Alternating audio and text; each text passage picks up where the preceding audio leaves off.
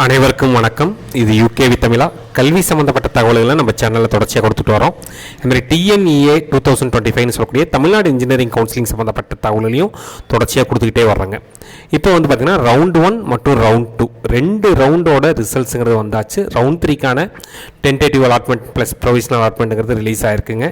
So இப்போ என்ன அப்படின்னு பார்த்தீங்கன்னா, இந்த ரெண்டு ரவுண்டுகளோட முடிவில் கல்லூரிகள் எப்படி பெர்ஃபார்ம் பண்ணியிருக்காங்க அப்படின்னு சொல்லி நம்ம ஒவ்வொரு வீடியோவாக போட்டுக்கிட்டு இருக்கோம். ஸோ இதில் நிறைய பேர் கேட்ட தகவல் என்னென்னு பார்த்தீங்கன்னா, சார் இப்போ நீங்கள் எல்லாருமே அதாவது நிறைய சீட்ஸ் ஃபில்லான நிறைய பர்சன்டேஜ் ஆஃப் சீட்ஸ் ஃபில்லான கல்லூரிகளை பற்றி சொல்கிறீங்க. ஆனால் இந்த செகண்ட் ரவுண்டில் இன்னும் சீட்ஸ் ஃபில்லாக 2 ரவுண்டோட முடிவில் இன்னும் சீட்ஸ் ஃபில்லாகாமல் கல்லூரிகள் இருக்குதா, இன்னும் ஒரு சீட்டு கூட ஃபில் ஆகாமல் கல்லூரிகள் இருக்குதா, இல்லை வந்து ஒரு கம்மியான நம்பர்ஸில் ஃபில் ஆகாத கல்லூரிகள் இருக்குதா, நிறைய பேருக்கு ஒரு டவுட் இருக்குங்க. அப்படி கேட்டோம்னா அதுக்கான பதிலுங்கிறது இருக்குதுங்க. 2 ரவுண்டு முடிஞ்சுமே இன்னும் ஒரு 50 இடங்கள் கூட ஃபில் ஆகாத நிறைய கல்லூரிகள் வந்து தமிழ்நாடு பொறியியல் கல்லூரிகள் கவுன்சிலிங்கில் இருக்குது. ஸோ அப்படி பார்க்குறோங்கிற பட்சத்தில் ஒரு 50 இடங்கள் கூட நம்மளுக்கு வந்து ஃபில் ஆகலை அப்படின்ட்டு நம்ம வந்து நிறைய கல்லூரிகள் வந்து லிஸ்ட்டில் வர்றாங்க. ஒரு 50 கம்மியாக வந்து பார்த்திங்கன்னா 50 சீட்டு கூட ஃபில் ஆகாத ஒரு 100க்கும் மேற்பட்ட பொறியியல் கல்லூரிகள் இந்த ரவுண்டில் இருக்குங்க. இப்போ ஃபைனலாக வந்து பார்த்திங்கன்னா 53 சீட்டு வந்து பார்த்திங்கன்னா எம்என்எஸ்கே காலேஜ் ஆஃப் இன்ஜினியரிங் அப்படிங்கிற காலேஜில் வந்து ஃபில் ஆகிருக்குங்க, புதுக்கோட்டை மாவட்டம். அது கீழே 2 ரவுண்டுகளோட முடிவில் வந்து பார்த்திங்கன்னா 50 சீட்டு கூட, அதாவது இது 50% சொல்ல வரலைங்க, நம்பர் ஆஃப் சீட்ஸில் 50 சீட்டு கூட ஃபுல்லாகாத காலேஜஸ்ன்னு பார்த்திங்கன்னா கிட்டத்தட்ட இந்த கவுன்சிலிங்கில் மொத்தம் எத்தனை கல்லூரிகள் வரைக்கும் வந்திருக்காங்க அப்படின்னு பார்த்தோம். அப்படிங்கிற பட்சத்தில் கிட்டத்தட்ட 179 கல்லூரிகள், 179 காலேஜஸ் வந்து பார்த்திங்கன்னா உங்களுக்கு ஒரு 50 சீட்டு கூட இந்த கவுன்சிலிங்கில் ஃபில் ஆகலைங்க. ஸோ அப்போ வந்து அந்த கல்லூரிகளை நீங்கள் 3rd ரவுண்டில் தான் உங்களோட மெஜாரிட்டி ஆஃப் சீட்ஸுங்கிறது ஃபில் ஆக போகுது.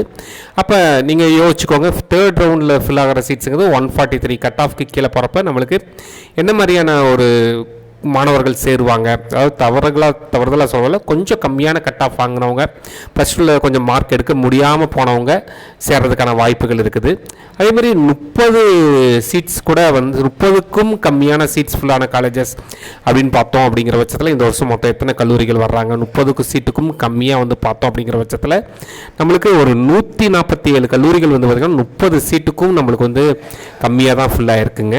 அதுக்கடுத்து வந்து பார்த்தோம் அப்படிங்கிற பட்சத்தில் ஒரு 20 சீட்டு நம்மளுக்கு மொத்தம் ஒரு 20 சீட்டுக்கும் கம்மியாக நம்மளுக்கு மொத்தம் எத்தனை கல்லூரிகள் கவுன்சிலிங் இந்த 2 ரவுண்டோட கவுன்சிலிங் முடிவில் வந்து ஃபுல்லாக இருக்காங்க. 20 சீட்டு கூட ஃபுல் ஆகலை அப்படிங்கிற கேட்டகரியில் ஒரு கிட்டத்தட்ட நம்மளுக்கு ஒரு 114 கல்லூரிகள் வந்து பார்த்திங்கன்னா 20 சீட்டுக்கும் கம்மியாக வந்து ஃபுல்லாக இருக்குங்க. அதே சமயத்தில் ஒரு 10 சீட்டுக்கு பார்த்தோம். அப்படிங்கிற பட்சத்தில் நம்மளுக்கு வந்து ஒரு 10 சீட்டு தான் ஃபுல்லாக இருக்குது இந்த கல்லூரியில். 10 இல்லைன்னா 10க்கும் குறைவான சீட்ஸ் தான் ஃபுல்லாக இருக்குது அப்படின்னு பார்த்தோம். அப்படிங்கிற பட்சத்தில் நம்மளுக்கு வந்து 67 கல்லூரிகள் 10க்கும் குறைவான இடங்கள் தான் நிரம்பி இருக்குங்க. அதுக்கடுத்து பார்த்தோன்னா ஒரு 5 சீட்டு தான் சார் நம்மளுக்கு மொத்தமே இந்த கல்லூரியில் வந்து ஒரு 5க்கும் குறைவான சீட்டுகள் தான் ஃபுல்லாக இருக்குது அப்படின்னு பார்த்தோம். அப்படிங்கிற பட்சத்தில் நம்மளுக்கு வந்து 50 கல்லூரிகள் 5 சீட்டுக்கு கம்மியாக தான் ஃபுல்லாக இருக்குங்க. அதுக்கடுத்து பார்த்தீங்கன்னா ஒரு 4 சீட்டு வந்து ஒரு 2 கல்லூரிகள் வந்து 4 சீட்டு தான் ஃபுல்லாக இருக்குது. அதேமாதிரி 3 சீட்டு வந்து பார்த்திங்கன்னா நம்பர் ஆஃப் சீட்ஸில் 3 சீட்டு வந்து பார்த்தோம். அப்படிங்கிற பட்சத்தில் ஒரு 9 கல்லூரிகள் வெறும் 3 சீட்டு தான் நம்மளுக்கு ஃபுல்லாக இருக்குங்க. அதுக்கடுத்து பார்க்குறோம். அப்படிங்கிற பட்சத்தில் 2 சீட்டு வந்து பார்த்திங்கன்னா உங்களுக்கு ஒரு 4 கல்லூரிகளில் இது வரைக்கும் 2 சீட்டு மட்டும் தான் ஃபுல்லாக இருக்குது. இப்போ நான் சொல்லியிருக்க டேட்டாங்கிறது ஜென்ரல் அகாடமிக் கவுன்சிலிங் டேட்டா மட்டும் தான். ஏன்னா நிறைய பேர் வந்து இதை வந்து டோட்டல் சீட்ஸோட போட்டு கன்ஃபியூஸ் பண்ணிக்க வேண்டாம். ஏன்னா 7.5 சீட்ஸுங்கிறது எங்கே பார்த்தீங்கனாலும் முடிஞ்சிருச்சுங்க. ஸோ 7.5 இதில் கொண்டு வரல, நான் ஜென்ரல் அகாடமிக் கவுன்சிலிங் டீட்டெயில்ஸ் தான் சொல்லிகிட்டு இருக்கேன். அடுத்து ஒரே ஒரு சீட்டு மட்டும் ஃபில்லான கல்லூரிகள் பார்த்திங்கன்னா இந்த வருஷம் 2 ரவுண்டுகளோட முடிவில் 11 கல்லூரிகள் வெறும் ஒரே ஒரு சீட்டு மட்டும் தான் ஃபுல்லாக இருக்குங்க. அதுக்கடுத்து ஒரு இடம் கூட வந்து 2 ரவுண்டோட கவுன்சிலிங்லேயும் மாணவர்கள் எடுக்கலை அப்படிங்கிற கேட்டகரியில் கிட்டத்தட்ட வந்து பார்த்திங்கன்னா நம்மளுக்கு வந்து ஒரு 21 கல்லூரிகள் வந்து ஒரு சீட்டு கூட வந்து இது வரைக்கும் ஸ்டூடெண்ட் எடுக்கலை 2 ரவுண்டுகளோட முடிவில். இனிமேல் சொல்லப்போனால் ரவுண்ட் 3 இருக்குங்க, சப்ளிமெண்ட்ரி கவுன்சிலிங் இருக்குது, ஃபுல் ஆகலாம். பட் என்னென்னு பார்த்தீங்கன்னா உங்களுக்கு இந்த 2 ரவுண்டுகளோட முடிவுகளில் இந்த மாணவர்கள் எடுக்கலைன்னா அப்போ அங்கே சேரக்கூடிய அந்த கல்லூரியில் சேரக்கூடிய கட் ஆஃப் வாங்கின மாணவர்களோட எண்ணிக்கையை பார்த்துக்கோங்க, தரத்தையும் பார்த்துக்கோங்க. ஸோ கல்லூரிகளை சூஸ் பண்ணுறப்ப மிகவும் தெளிவாக பாருங்கள். நல்ல கட் ஆஃப் வாங்கின மாணவர்கள் சேர்ந்துருக்கக்கூடிய கல்லூரிகளையும் சூஸ் பண்ணுங்கள். நம்ம என்ன தான் வந்து காலேஜஸில் பிளேஸ்மெண்ட்ஸ் அது இதுன்னு சொல்லிட்டாலுமே அந்த கல்லூரியில் சேர்ந்திருக்கக்கூடிய மாணவர்களோட கட் ஆஃபோட தரத்தை பொறுத்தும் மாணவர்களோட எண்ணிக்கையை பொறுத்துமே கல்லூரிகளை தேர்ந்தெடுங்க. ஏன்னா ரொம்ப கம்மியான மாணவர்கள் இருக்க கல்லூரியில் வந்து ஸ்டாஃப் போடுறதுக்கு யோசிப்பாங்க, இன்ஃப்ராஸ்ட்ரக்சர் டெவலப் பண்ணுறதுக்கு யோசிப்பாங்க. இப்போ நிறைய விஷயங்கள் இருக்குது. ஸோ இதெல்லாம் கவனித்து நீங்கள் கல்லூரிகள் எடுங்க. ஏன்னா இப்போ ரவுண்ட் 3ல் நிறைய மாணவர்கள் சீட் எடுத்துருக்கிறீங்க.